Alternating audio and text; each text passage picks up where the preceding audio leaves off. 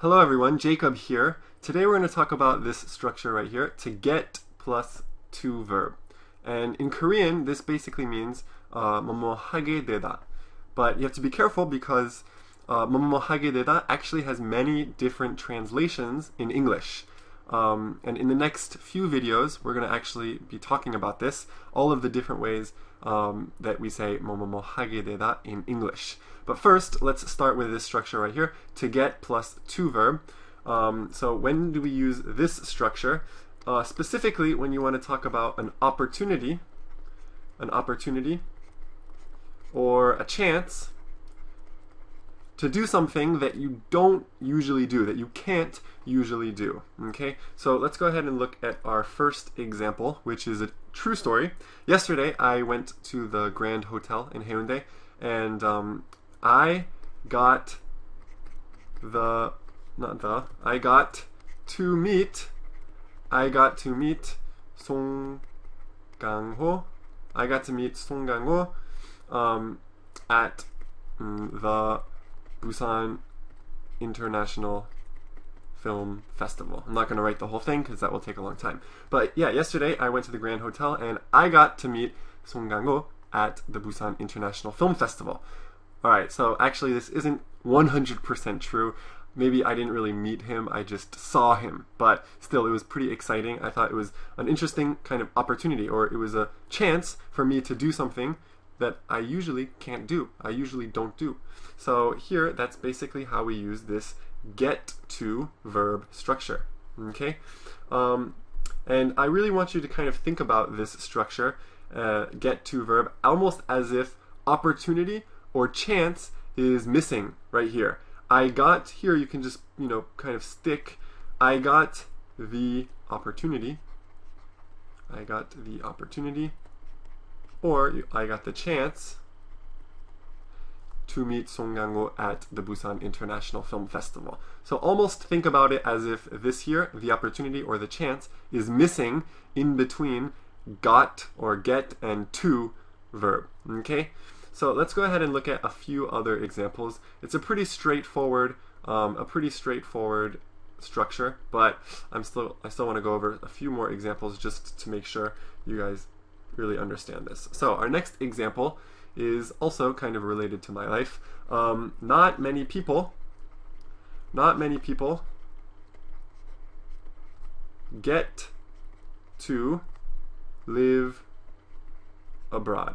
Okay, so I live abroad, I live in Korea, I'm American, but I feel kind of special, and I think it's a really good opportunity, a good chance, and I'm quite happy that I live in a foreign country. I live abroad because I think it's a bit special, it's a bit unique, and not many people get to live abroad. Okay, so there's another example with this get to structure. Let's look at our second example, also based on my life. I was the worst player. I was the worst player on my soccer team. I was the worst player on my soccer team. So I never got to play. Yes, this is true. When I was in high school, I played soccer, but I wasn't that good, and my coach, he never let me play. He just made me sit on the bench all the time, and I just watched the games. I really hoped that I would play, but I never got to play. I was the worst player on my soccer team, so I never got to play. Okay? So there's another example. Let's look at one last one, and then we'll wrap up this lesson. So the next example is also related to my life. I like to make examples, that are kind of personal and related to me and real experiences that I've had. So this one is a question that I often ask myself when I'm watching a movie. I'm a big movie fan, and this is often a question that I ask myself. Why does this director get to keep making movies? Why does this director get to keep making movies? So sometimes, I think that a director is not so good and he keeps making really bad movies. But why does he get to keep making movies? I kind of actually have a secret dream of becoming a filmmaker, a director.